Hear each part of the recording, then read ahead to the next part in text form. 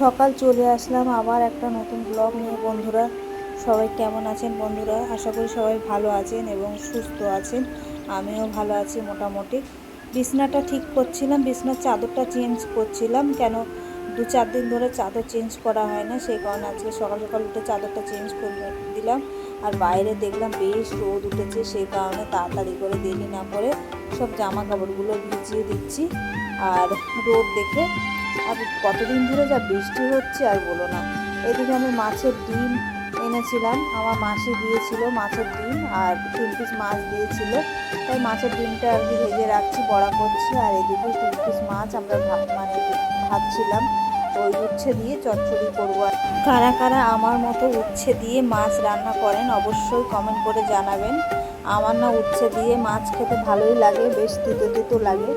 কার কার ভালো লাগে অবশ্যই জানাবেন কমেন্ট করে। বন্ধুরা ভালো থাকবেন এবং সুস্থ থাকবেন।